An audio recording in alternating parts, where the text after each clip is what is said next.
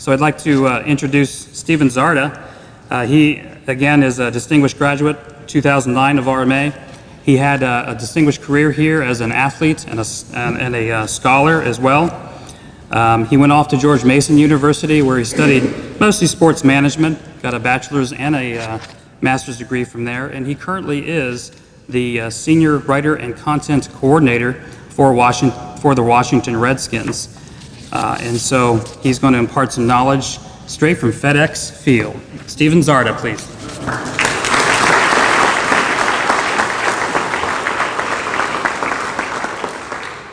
Well, thank you, Principal Leisure, for the introduction, and for General Wesley for having me back on campus today. Randolph-Macon Academy holds a very special place in my heart, and it was 12 years ago that I was sitting in the exact same spot you all are, counting down the seconds till summer and wondering just how long the guest speaker was going to be talking today. Don't worry, it's not going to take that long. I'm a pretty fast talker as well. Congratulations are in order for each and every one of you. Whether you were at the RMA Middle School for 1 year or 3 years, today marks an important day in your lives. With your exams completed, today's ceremony is the final step between you guys being little middle schoolers and big bad high schoolers. And in just 4 short years, you, the middle school class of 2017, will be graduating seniors as part of the class of 2021 at the upper school. Before we begin taking in the fact you'll soon be high schoolers, take time to reflect on all the wonderful moments you had as RMA middle schoolers. This is a very, very special place. Even today, when I drove up to campus, I drove past the middle school and I had very significant flashbacks. But before I share some of those with you today, I want to explain just how I got to RMA and why this place, notably the middle school, will forever be a peaceful sanctuary for me. And please know that I was sent to RMA under some very unfortunate circumstances. I am sitting here today in front of all of you, happy, healthy, and proud of who I've become because of RMA. Back in 2002, I first became a member of the RMA family under tragic circumstances. Late in the year 2000, my parents gathered my 2 older brothers and I in our family room in our farm in Fauquier, Virginia, to inform us that my healthy mother had been diagnosed with tongue cancer. It was an extremely rare form of cancer and is often diagnosed to those that are heavy smokers and heavy drinkers. My mom was neither. I was still young at the time of the announcement, 10 years old to be exact. I did not even know what cancer was. All I knew is that my mom wouldn't be home much and there'd be some changes coming for our family. For the next 15 or so months, my mom battled different bouts of radiation and chemotherapy treatments in Charlottesville, with my dad being by her side. And as her condition worsened, she had tongue cancer that removed a majority of her tongue. Soon I'd be talking to my mom, my bedroom mom, through a voice machine. But unfortunately, the surgery was not successful. And on January 17th, 2002, when I was at my aunt's house in Gainesville, Virginia, I received news that changed my life forever. My mom had passed. The next few months were pretty strange for me. Not only did I not understand the magnitude of cancer, I had never experienced death before. And on top of her passing, our family dog, Barney, had died shortly after her. And when they say dogs are a man's best friend, it is true. With 3 young boys at home, my dad made a bold move to remove us from our family situation and signed us up for the RMA Middle School experience. Soon after, my older brother Cliff and I were signed up to attend RMA Middle School that fall. Despite not knowing the good of RMA as a young 12-year-old, despite being so abrasive with my teachers and dorm supervisors, Ms. Tiffany Bronson in particular, every single faculty member showered me with love, even when I was perhaps the angriest little kid in school. And Ms. Hudson, I'm sorry again for breaking that water fountain. These same people, though, laid a foundation for me to live a much more positive life based on their example.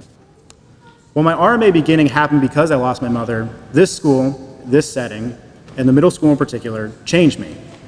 I'm sure, like many of you that lived in the dorms can agree with, there were days where I just wanted to be home. Plastic beds aren't exactly sleep number beds, and having a door with a window in it was a little bizarre to me, especially when my roommate and I wanted to cause a lot of trouble. And trust me when I say we did so a lot. And we failed room inspection a lot, and we stayed up past lights out a lot. In total, I would spend 7 amazing years of my life at RMA with countless memories that my friends and I can still count on today. In middle school, I remember playing on that soccer field, not wanting the ball to roll down that far hill and having to go chase it. I remember public speaking projects in Mr. Curl's class, sitting on the beanbags in Ms. Haver's class, reading about different science projects, and hearing Sergeant Walter's booming voice echoing through the hallways. Those memories continued in the upper school as well for me, ranging from a German immersion trip with Mr. Latham to being in the mentoring classes of both Miss Michaels and Mr. Barber. I was in the chorus, I was on different Sports teams, I was in the German National Honor Society, I was in the National Honor Society, and I was a member of cadre for 2 years. To this day, my absolute two best friends in the world I met as a tiny little sixth grader, Vincent Thibodeau and Victor McCoy. And the three of us went through the 8th grade and then 12th grade as well. No matter how far apart we can be at times now, we created a very strong bond as middle schoolers that makes us more like brothers than friends today. Vincent, who I happened to graduate alongside in 2015 when we both pursued our master's degrees, is now the director of basketball operations at VMI. Victor, meanwhile, worked for a small company in the Washington, D.C. area called Golden Bear as a project manager at Walter Reed Medical Center. Just this past weekend, Victor, myself, and a few of our friends celebrated his 27th birthday together, which I'm sure is, for some of you that know Victor, is a little bit mind-boggling. Since graduating from RMA, I've gone to receive my bachelor's degree and master's degree in sport management at George Mason University, and I've worked in 4 different roles with the Washington Redskins. Last spring, I was promoted to the senior writer and content coordinator position with the team, overseeing the Redskins' digital assets along with being a voice on all of our social media accounts. Yes, before anyone asks, I do know Kirk Cousins well. No, I'm not going to give you his phone number, and no, I don't know what his future is in Washington. To go from RMA to the Washington Redskins in just 4 years is still a little bit mind-boggling to me. I certainly didn't play football here for Coach Sullivan, and the players, even the kickers including, tower over me, and I didn't have a digital media background prior to accepting an internship in 2012. But what I did have was a certain skill set that I learned while at RMA and being in the same shoes that you are. Study hall, yeah, those were pretty boring, and I was at study hall in a time at RMA where we didn't have our cell phones, and all of our phones were connected to a wall with a cord, which I know is probably strange to a lot of you. And being forced to carry around a planner every day, I thought was kind of ridiculous. I thought, they just want me to look busy, but in reality, I'm not. But together, those two things showed me the importance of time management. Whether I was at George Mason for the 6 years I attended, or now with the Washington Redskins cranking out content on a daily basis, I always have to do 2 things that I first learned while at RMA. Set out a period of time to get all of my work done, and write down and plan out everything I need to accomplish in a given day, week, month, and even year. My goal with the Redskins, particularly on social media, is to connect with each and every one of you. Millennials, as all the old people call us these days. While our content posting is to remain positive, even after bitter losses and perceived drama, sadly that isn't the case anymore across the digital media realm, and you guys have to grow up in this every single day. Social media can be a bed for so much hatred. And even though I'm a social media professional, there's times I just want to delete off all of my phone and start fresh. But to tie this to your unique experience as RMA middle schoolers, think to the 4 virtues you likely know by heart now and saw each day walking to your classes. Leave it better than you found it. Anything that hurts another person is wrong. I am responsible for my actions, and I take pride in myself. Perhaps you brushed some of these off so many times, or saw them so many times that you lost interest in them. But these 4 virtues are very important to carry with you for the rest of your lives. They are a foundation and a framework for our lives, and you should continue to use them as guides. Whether you're on social media posting about the latest fads, or in the academic setting with your classmates, interacting face-to-face, which you still need to do not forget these virtues. I certainly didn't, and in fact, I have them printed out on a piece of paper at my desk at the Redskins team facility. For those of you attending the RMA Upper School, you'll soon become cognizant of the 3 pillars: knowledge, leadership, and character. While broad in definition, these 3 pillars, like the middle school's 4 virtues, are a foundation for living a fulfilling life. Middle school class of 2017, today is a special day in your lives.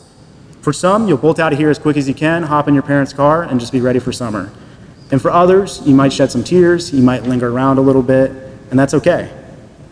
But as I remember back to my graduation speech in high school in 2009 at Melton Gym from Supreme Court Justice Clarence Thomas, one thing sticks out to me, and I want to share it with you all.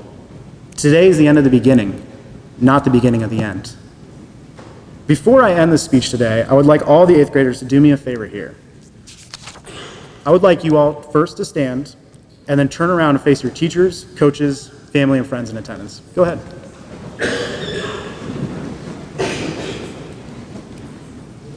Every single one of these teachers and faculty members, along with your family and friends, have allowed you to be where you are today.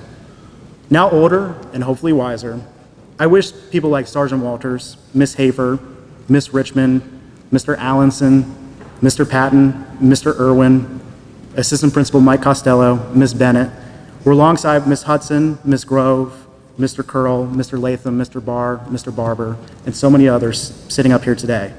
Because I never truly got to thank them for everything they did for me, whether it was for one day or for 7 years.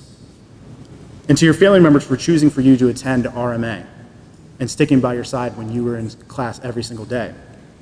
My dad, Dr. Larry Czarda, who gave, as Principal Leisure said, gave this speech 7 years ago. And my stepmom, Dr. Carolyn Chapel, who was principal for the middle school for 8 years and was also my stepmom for 2 of those 8 years, so it was a little bit awkward on the nights where I was bad and had to ride home with her. I want to thank both of them for all they did and continue to do for me and our family. So please join me in giving a round of applause for the RMA faculty, your family members, and your friends for all they've done for you over the last few years.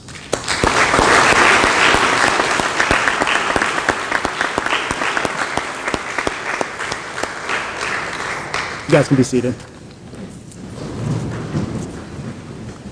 I'll end this today with one final line from Dr. Seuss's "Oh, the Places You'll Go." This was read to my middle school class, the class of 2005, and I want to pass it along to you all as you walk your own individual paths in life. You have brains in your head, you have feet in your shoes. You can steer yourself in any direction you choose. You're on your own, and you know what you know, and you are the one who decide where you go. I want to thank RMA again for allowing me to be back on campus today. This was quite the honor when I was first asked for me to do this. And as my dad said 7 years ago in his speech, my hope is that RMA will continue standing stately on the hilltop. For 125 years it has. With so many great people here, it clearly will remain so for decades to come. Thank you.